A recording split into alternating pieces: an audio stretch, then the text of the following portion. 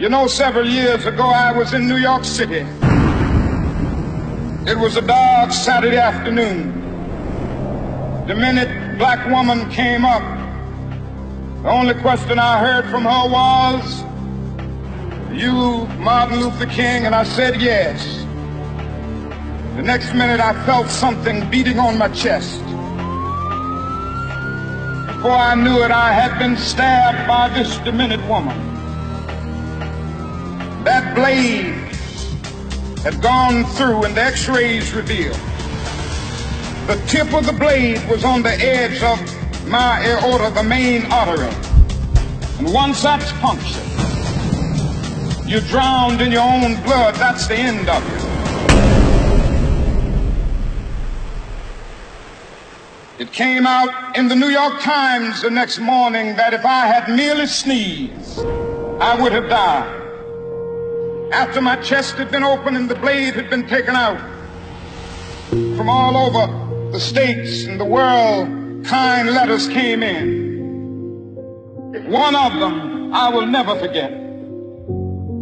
I had received one from the president and the vice president. I've forgotten what those telegrams said. I received a visit and a letter from the governor of New York, but I've forgotten what that letter said. But there was another letter that came from a little girl. Said simply, "Dear Dr. King, while it should not matter, I would like to mention that I'm a white girl. I'm simply writing you to say that I'm so happy that you didn't sneeze." And I want to say tonight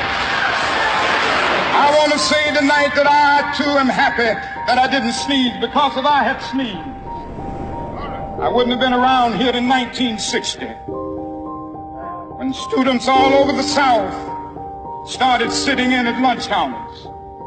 And I knew that as they were sitting in, they were really standing up for the best in the American dream, and taking the whole nation back to those great wells of democracy which were dug deep by the founding fathers in the Declaration of Independence and the Constitution. If I had sneezed, I wouldn't have been around here in 1961 when we decided to take a ride for freedom and ended segregation in interstate travel.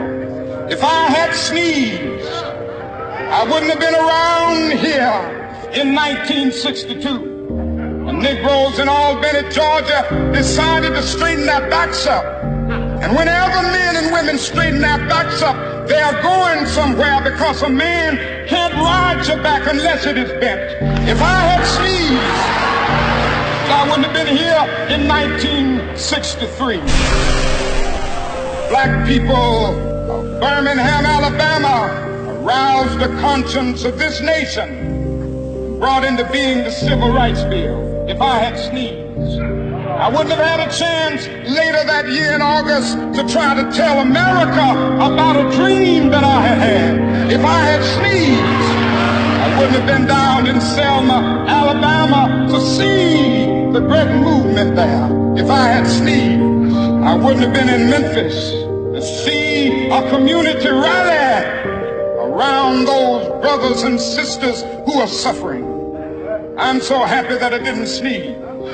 Like anybody, I would like to live. But I'm not concerned about that now. I just want to do God's will. So I'm happy tonight. I'm not worried about anything. I'm not fearing any man. Mine eyes have seen the glory of the coming of the Lord.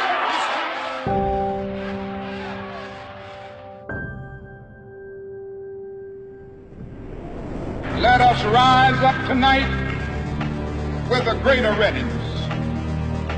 Let us stand with a greater determination in these powerful days, these days of challenge, to make America what it ought to be.